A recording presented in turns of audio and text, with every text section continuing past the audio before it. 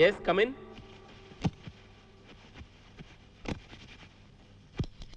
ആ വാവുദേ, ട്രെയിൻ കൃത്യസമയത്ത് തന്നെ എത്തിയല്ലേ? എന്നാ പിന്നെ വേഗം കുളിച്ച് റെഡിയാവും. ബ്രേക്ക്ഫാസ്റ്റ് കഴിഞ്ഞിട്ട് സംസാരിക്കാം. ഫോൺ ചെയ്തപ്പോൾ ബേബിക്കുട്ടൻ തിരക്കഥയെക്കുറിച്ചൊന്നും പറഞ്ഞില്ല. ഇഷ്ടപ്പെട്ടില്ലേ? ഒറ്റ വാക്കിൽ ഉത്തരം പറയാൻ ബുദ്ധിമുട്ടാണ്. താൻ ആദ്യം കുളിക്ക്, നമുക്ക് സംസാരിക്കാം. കുളിയല്ലല്ലോ പ്രധാനം. ഉദയൻ ആദ്യം എഴുതിയ തിരക്കഥ വായിച്ചു കേട്ടപ്പോൾ അറിയാമായിരുന്നു ഷുവർ ബെറ്റാണ്. ഇത് അവാർഡുകൾ കിട്ടുമായിരിക്കും, പക്ഷേ അതല്ലല്ലോ നമ്മുടെ പ്രധാന ഉദ്ദേശം. അവാർഡ് ഞാൻ ഉദ്ദേശിച്ചിട്ടില്ല. അല്ലെങ്കിലും ഈ കള്ള ബുദ്ധിജീവികളുടെ അംഗീകാരം ആർക്ക് വേണം? എന്ന് വെച്ച് മിമിക്രി കാണിച്ച് മലയാള സിനിമയെ കുളം തോണ്ടാനും ഞാനില്ല. അതൊന്നും വേണമെന്ന് ഞാനും പറയുന്നില്ല. പക്ഷേ ആളുകളെ എന്റർടൈൻ ചെയ്യലാണല്ലോ സിനിമ. ഏതാളുകളെ? ഞാൻ തർക്കിക്കുകയല്ല. ഞാൻ തർക്കിക്കുകയാണ്. സിനിമ കാണുന്നവരെ നിങ്ങൾ നിർമ്മാതാക്കൾ വില കുറച്ച് കാണുകയാണ്. നല്ല സിനിമകൾ ഇറങ്ങാത്തത് കൊണ്ടാണ് മിമിക്രി കണ്ട് അവർ കൈയടിക്കുന്നത്. അത് കണ്ട് നിങ്ങൾ തീരുമാനിക്കുന്നു നിലവാരം കുറഞ്ഞതേ അവർക്ക് വേണ്ടുവെന്ന്. അതല്ല സത്യം. അവർക്ക് നല്ല സിനിമകൾ കൊടുത്ത സംവിധായകരും അവർ പ്രതീക്ഷ അർപ്പിച്ച താരങ്ങളും അവരെ സ്ഥിരമായി ചതിക്കുകയാണിപ്പോൾ ചവർ സിനിമകളെടുത്ത്. അതുകൊണ്ടാണ് അവർ മിമിക്രിക്ക് കൈയടിക്കുന്നത്. മനസ്സിലായോ? നല്ല ചിത്രങ്ങളിലേക്ക് അവർ തീർച്ചയായും മടങ്ങി വരും. വന്നാൽ കൊള്ളാം. നമ്മൾ അതും ഇതും പറഞ്ഞ് വെറുതെ നേരം കളയണ്ട. ഉള്ള കാര്യം നേരെ അങ്ങ് പറയുകയാണ്. പ്രസാദ് എന്തിൻ്റെ ഇപ്പം തീരെ മാർക്കറ്റില്ല. അപ്പോ അല്ല, സിനിമയിൽ ശാശ്വതമായ ശത്രുക്കളോ മിത്രങ്ങളോ ഇല്ലെന്നാണല്ലോ അനുഭവം നമ്മളെ പഠിപ്പിച്ചിട്ടുള്ളത്. Forget the past, live in the present എന്നാണല്ലോ ചൊല്ല്. ചാടിക്കടിക്കാൻ വരരുത്. സരോജ് കുമാറിനെ നായകനാക്കിയാൽ എല്ലാ കാര്യങ്ങളും സുഗമമായി മുന്നോട്ട് പോകും. എന്താ അയാളുടെ ഇപ്പോഴത്തെ മാർക്കറ്റ്? അയാളുടെ തല കണ്ടാൽ ജനം ഇരച്ചു കയറുകയാണ്. ഇതുള്ളിലുള്ളത് കൊണ്ടാണ് ബേബിക്കുട്ടൻ ആദ്യം തിരക്കഥയെ ഒന്ന് വിമർശിച്ച് നോക്കിയത്. അയ്യോ അതല്ല, ഇക്കാര്യം ഫോണിൽ പറഞ്ഞിരുന്നെങ്കിൽ എനിക്കൊരു യാത്ര ഒഴിവാക്കാമായിരുന്നു. ഫർഗെറ്റ് ദ പാസ്റ്റ് എന്ന് പറഞ്ഞാൽ ഒരു നെറുകെട്ടവനെ പിടിച്ച് വാഴ്ത്തപ്പെട്ടവനാക്കലാണോ? ലിവ് ഇൻ ദ പ്രസന്റ് എന്ന് പറഞ്ഞാൽ ഒരു സിനിമ ചെയ്യാൻ വേണ്ടി എന്റെ അഭിമാനവും മനസാക്ഷി അടിയറ വെക്കലാണോ?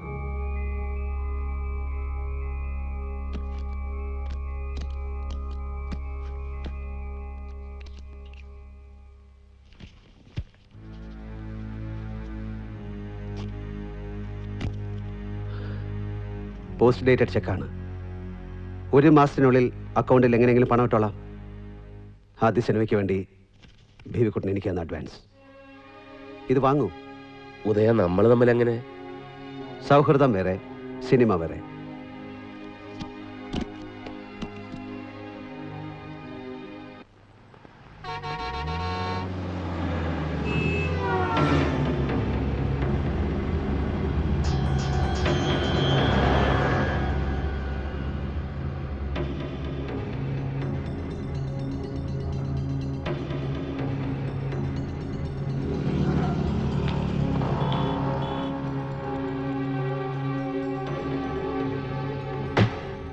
ഞാൻ അറിഞ്ഞു. മാങ്ങയുള്ള മാവിലല്ലേ ആളുകൾ കല്ലെറിയൂ. എന്റെ വളർച്ചയിൽ അസൂയമൂത്ത ഏതോരുത്തനായിരിക്കും അത് ചെയ്തത്. മറ്റാർക്കും എത്തിപ്പിടിക്കാൻ പറ്റാത്തത്ര ഉയരത്തിൽ ഞാൻ എത്തിക്കഴിഞ്ഞു എന്നതിന്റെ തെളിവായിട്ടാണ് ഞാൻ അതിനെ കാണുന്നത്. സത്യത്തിൽ ഒരു അംഗീകാരമല്ലേ ആ കല്ലേറ്? എന്റെ 7 പടങ്ങളല്ലേ വരി വരിയായി സൂപ്പർ ഹിറ്റായത്. പ്രേക്ഷകരുടെ കണ്ണിലുണ്ണിയല്ലേ ഞാനിപ്പോ. അത് പലരുടെയും ഉറക്കം കെടുത്തിയിരിക്കുകയാണ്. അവർ കല്ലെറിയുക മാത്രമല്ല, എന്റെ പടം ഓടുന്ന തിയേറ്ററുകളിൽ കാശ് കൊടുത്ത ആളുകളെ കയറ്റി കൂവിക്കുകയുമാണ്. പക്ഷെ പ്രശ്നമില്ല, എന്റെ ലക്ഷക്കണക്കിന് വരുന്ന ആരാധകർ അവർക്ക് ചുട്ട മറുപടി കൊടുത്തോളും. താങ്കളുടെ പുതിയ ചിത്രങ്ങൾ ഏതൊക്കെയാണ്? ഒരുപാടുണ്ടല്ലോ. പേരുകളൊന്നും ഓർമ്മയിലില്ല. സംവിധായകൻ ആരൊക്കെയാണ്? ആര് സംവിധാനം ചെയ്താലെന്താ, ഞാനല്ലേ അഭിനയിക്കുന്നത്. എന്റെ ആരാധകർക്ക് 2.5 മണിക്കൂർ നേരെ എന്നെ ഇങ്ങനെ കണ്ടുകൊണ്ടിരിക്കണം. അതിന് ഞാൻ നല്ല കളർഫുൾ ഡ്രസ്സുകൾ ധരിക്കണം, കൂളിംഗ് ഗ്ലാസുകൾ മാറ്റി മാറ്റി വെക്കണം, 2-3 നായികമാര് എന്നെ ഇങ്ങോട്ട് പ്രേമിക്കണം. അല്ലാതെ സംവിധായകനാര് എന്നൊന്നും ആരും ശ്രദ്ധിക്കാറില്ല.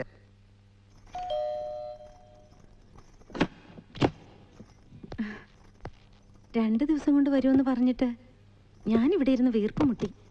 പ്രൊഡ്യൂസർമാരുടെ മുമ്പിൽ കഥാപ്രസംഗം നടത്തി എന്റെ തൊണ്ടയിലെ വെള്ളവും പറ്റി. എന്തെങ്കിലും ശരിയായോ? എവിടെ?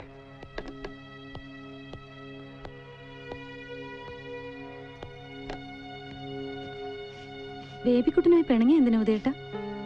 പിണങ്ങാനോ? ആര് പറഞ്ഞു? ബേബിക്കുട്ടൻ ഇവിടെ വിളിച്ചു, അഡ്വാൻസ് തിരിച്ചു കൊടുത്തെന്ന് പറഞ്ഞു. വാങ്ങിച്ച കാശ് തിരിച്ചു കൊടുക്കുന്നത് പിണക്കാണോ? കഴിഞ്ഞ കാര്യങ്ങൾ മനസ്സിലിട്ടുകൊണ്ട് നടക്കുന്നത് എന്തിനാ? ഇപ്പോഴത്തെ മാർക്കറ്റ് വെച്ച് രാജപ്പൻ അഭിനയിക്കുന്നതല്ലേ നല്ലത് എന്നൊക്കെയാ ബേബിക്കുട്ടൻ പറയുന്നേ. മധു, ബേബിക്കുട്ടൻ മാത്രമല്ല, ഞാൻ കഥ പറഞ്ഞ എല്ലാ വഷളന്മാരും അത് തന്നെ പറയുന്നത്.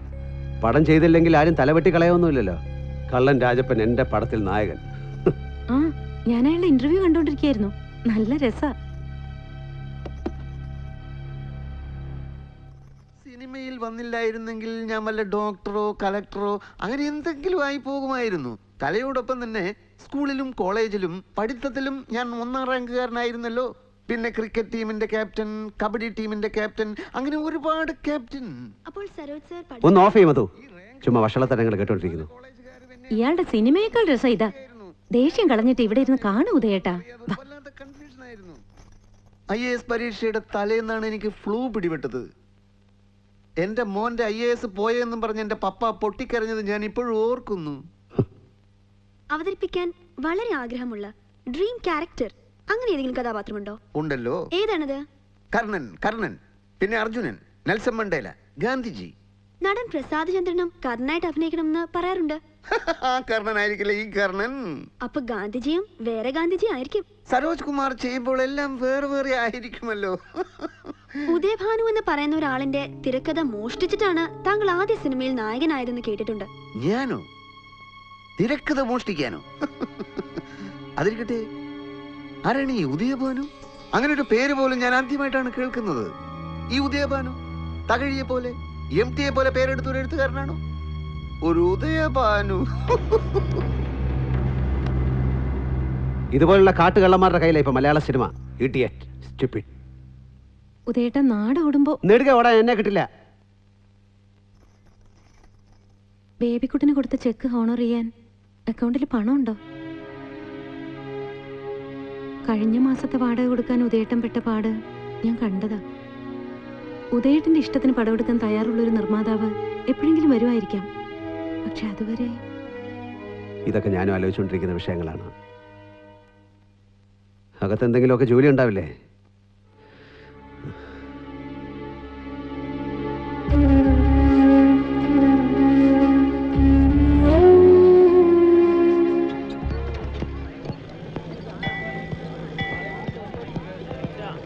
ഭാസ്കരേട്ടാ, ആളെ കണ്ടുകിട്ടാനില്ലല്ലോ. ഞാൻ ഒരു ദിവസം വിളിച്ചിരുന്നു. ഉദയ നാട്ടിൽ പോയിരുന്നല്ലേ? അതെ, ഭാസ്കരേട്ടന് തിരക്കുണ്ടോ? ചില കാര്യങ്ങൾ സംസാരിക്കാനുണ്ടായിരുന്നു. തിരക്കൊന്നുമില്ല, പറഞ്ഞോ. KC ഗ്രൂപ്പിന്റെ MD ജോസഫ് ചെറിയാനുമായി ചേട്ടനിപ്പോ കണക്ഷൻ ഉണ്ടോ? അയ്യോ, അയാളൊക്കെ ഇപ്പൊ വലിയ പുള്ളിയല്ലേ. സിറ്റിയിൽ മാത്രം 5ഓ 6ഓ റെസ്റ്റോറൻ്റ് ഉണ്ട്. ആള് നല്ലവനാ. പക്ഷെ ഞാൻ കണ്ടിട്ട് ഇപ്പൊ ഒത്തിരി നാളായി. എന്താ കാര്യം? എൻ്റെ സിനിമ അടുത്തൊന്നും നടക്കുന്ന ലക്ഷണമില്ല. പഴയതുപോലെ അസിസ്റ്റൻ്റായി വർക്ക് ചെയ്യാമെന്ന് വെച്ചാൽ പരിചയത്തിലുള്ള ആർക്കും അടുത്തൊന്നും സിനിമകളുമില്ല. ഞാനിപ്പോൾ തനിച്ചല്ലല്ലോ. ജോസഫ് ചെറിയാനോട് പറഞ്ഞ എന്തെങ്കിലും ഒരു ജോലി. റെസ്റ്റോറൻറ്റിലോ? ഞാൻ അന്വേഷിച്ചപ്പോൾ അദ്ദേഹത്തിന് ഔട്ട്ഡോർ കേറ്ററിംഗ് അങ്ങനെ പല സംഗതികളും ഉണ്ടത്രേ. തനിക്കതൊക്കെ ശരിയാവോ ഉദയ? ശരിയായേ പറ്റൂ. എങ്കിൽ വാ, ഇതൊന്നും പിന്നത്തേക്ക് നീട്ടി വെച്ചിട്ട് കാര്യമില്ല.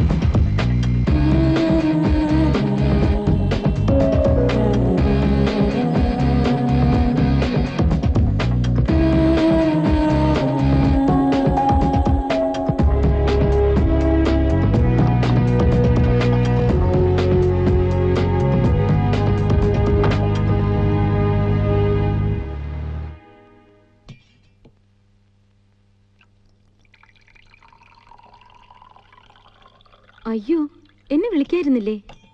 മധു കുളിക്കുന്ന ശബ്ദം ഞാൻ കേട്ടു. മറന്നുപോയല്ലോ, എനിക്ക് മാത്രമേ ചായ ഉണ്ടാക്കിയുള്ളൂ. ഞാൻ രാവിലെ തന്നെ കുടിച്ചു. നോക്കിയപ്പോ ഉദയേട്ടൻ നല്ല ഉറക്കത്തിലായിരുന്നു. ഇന്ന് ഡിസ്കഷന് പോകുന്നില്ലേ? ഡിസ്കഷനോ? എന്തിന്റെ? അത് കൊള്ളാം. എന്നും രാവിലെ കുളിച്ച് റെഡിയായി സിനിമാ കഥ ചർച്ച ചെയ്യാൻ പോകുന്ന ആളാ. ഇപ്പൊ ചോദിക്കുന്ന കേട്ടില്ലേ എന്ത് ഡിസ്കഷൻ എന്ന്? ഓ അതോ? ആ കഥ വഴിമുട്ടി നിൽക്കുക മധു. എന്തു പറ്റി? യഥാർത്ഥത്തിൽ കഥയല്ല, കഥാനായകനാണ് വഴിമുട്ടി നിൽക്കുന്നത്. സാമ്രാജ്യങ്ങൾ കീഴടക്കാൻ പുറപ്പെട്ടു. പക്ഷെ അയാൾക്ക് വഴിമധ്യേ പടയാളികളെ നഷ്ടപ്പെട്ടു, ആയുധങ്ങൾ നഷ്ടപ്പെട്ടു. ജീവിതത്തിന്റെ മുമ്പിൽ തുറച്ചു നോക്കി നിൽക്കുകയാണ് അയാൾ. സാമ്രാജ്യം വേണോ, വിശപ്പടക്കാൻ ഭക്ഷണം വേണോ? അതാണ് ഇപ്പോഴത്തെ ചോദ്യം. സാമ്രാജ്യം കിട്ടിയാൽ ഭക്ഷണം ഒരു പ്രശ്നമാവുന്നില്ലല്ലോ. സാമ്രാജ്യം ഒരു വിദൂര സ്വപ്നവും ഭക്ഷണം നിലനിൽപ്പിന്റെ പ്രശ്നവുമായാൽ കഥയൊക്കെ ശരിയാവും ഉദേട്ട. ഉദേട്ടം വല്ലാതെ മൂഡ് ഓഫ് ആണെന്ന് തോന്നിയിരുന്നു. വെളിച്ചെണ്ണ തീർന്നോ, സോപ്പ് വാങ്ങണോ എന്നൊക്കെ അല്ലാതെ എന്നോട് സംസാരിക്കുന്നത് തന്നെ അപൂർവം. ഇതാണ് കാരണമെന്ന് ഇപ്പോഴല്ലേ അറിയുന്നത്. തൽക്കാലമുള്ള തടസ്സങ്ങളെല്ലാം തീരും. എനിക്ക് ഉറപ്പാ ഉദേട്ടൻ അറിയപ്പെടുന്ന ഒരു സംവിധായകനായി മാറും. എനിക്കിപ്പോൾ ആ പ്രതീക്ഷയില്ല.